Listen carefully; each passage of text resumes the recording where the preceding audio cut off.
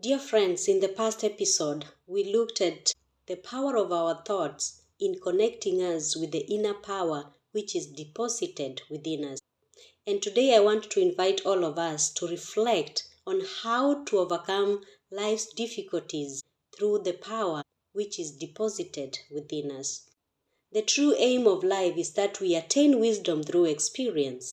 This cannot be accomplished by giving into the difficulties of this current life, but only by overcoming them, that we can attain wisdom through these experiences. The promises of God are not meant to those who fail in life's battle, but to those who overcome these difficulties in this life, aiming at the life to come full of happiness. Neither there are promises that man shall live easy time, be happy always. Yet it is this same happiness that we are all seeking in this life. Good time, freedom from suffering and chaos. That is what we do every day in our lives. But in spite of all our efforts, we can never find this happiness in this world we live. And we know why. Because here on earth, we are at the battlefield so that we may win our souls and attain the eternal happiness. We are at conflict with the evil one who is trying to steal our destinies. He is trying to steal our happiness, not the happiness of this world, but the eternal happiness to which we were created for. So that is why we feel in our lives, although we are looking for this happiness, but there is always a fly in the bowel of our ointment. We try our best. At one point, we feel like we have achieved the happiness, but then as we saw, the devil keeps changing the post, the happiness. So we achieve one goal today, tomorrow we find we need another, and life goes on with struggles, features struggles, which has no end.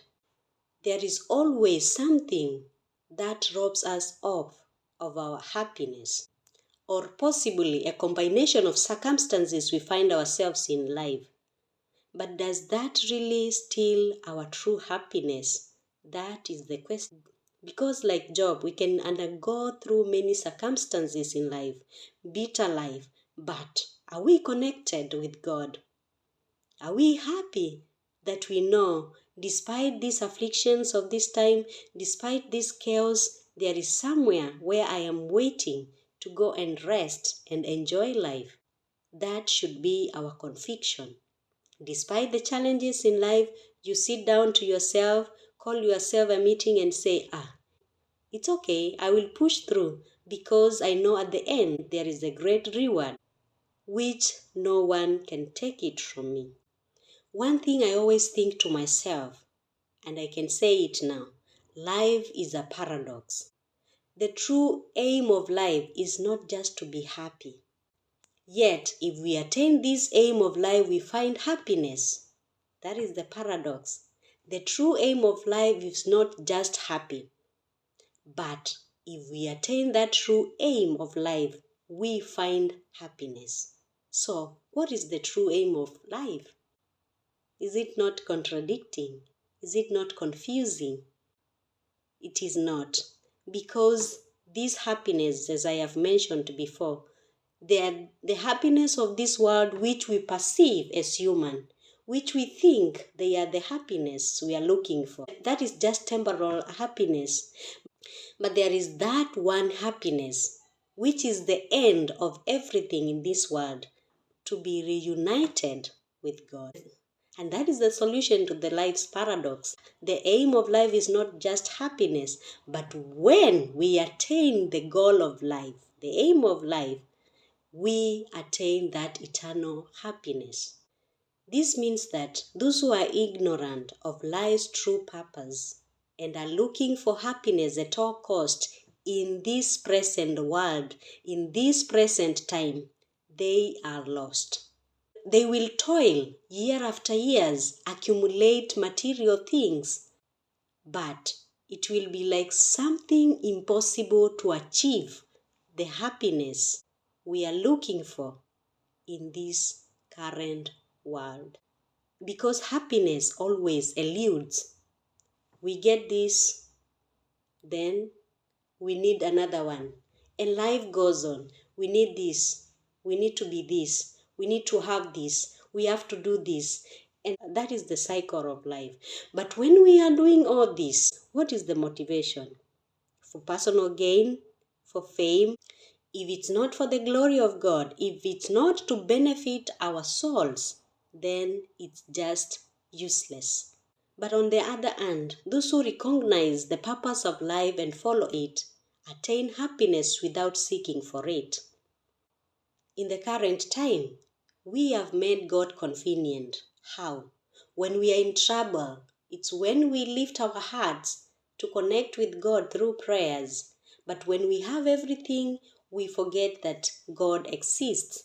We think that we are almighty and we can do anything for ourselves. Wait until something negative befalls us. Then it is when it clicks to us, we need God.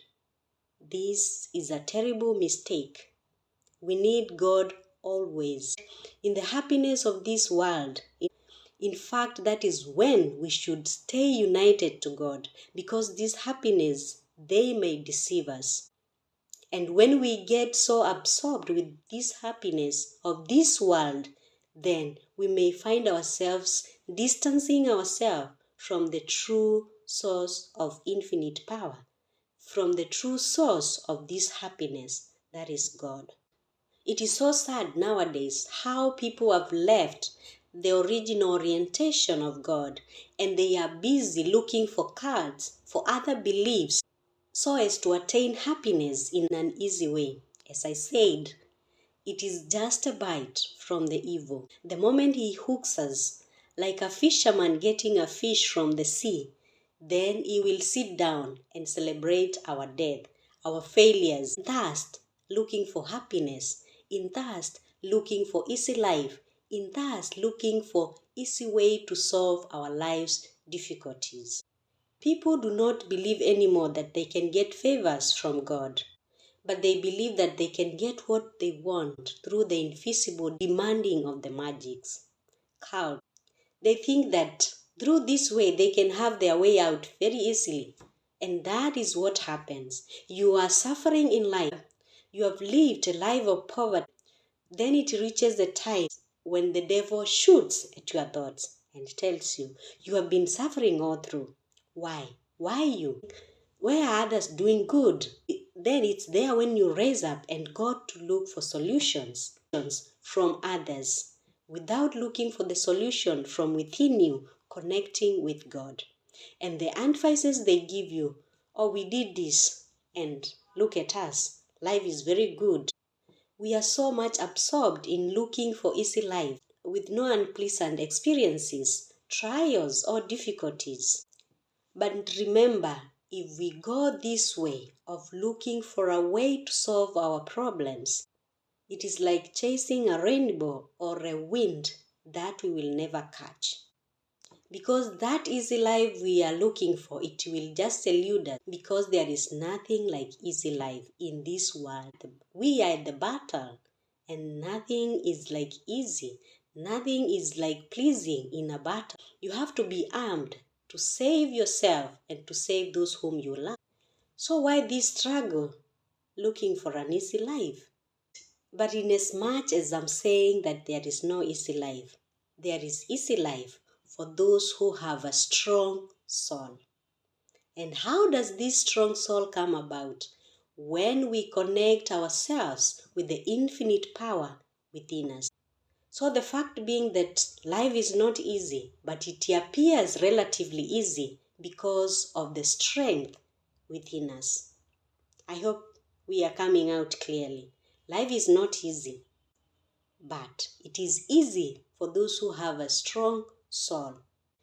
It is easy for those who have connected with their inner power, the infinite power, which drives them to exercise themselves as spiritual beings, not just material things, which can be crushed at any time.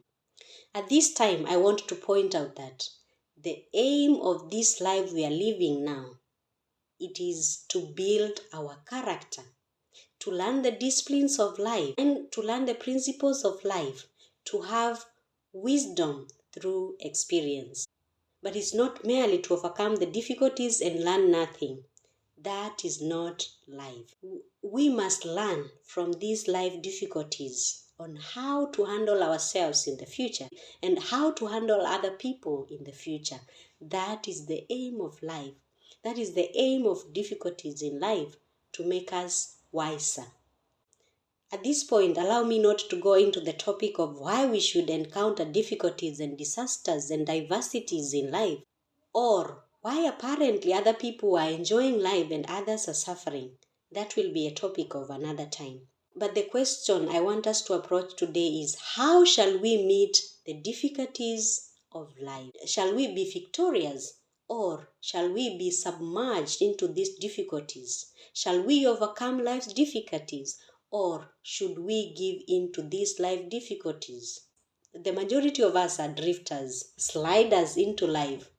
As we keep going to and fro in life. One time we have this experience, but because we don't get the lesson, we don't learn from those difficult experiences, we go forward and come back to the same difficulties because we have not built any character or attained wisdom in those difficult moments. For we were busy looking for an easy way to come out of these difficulties.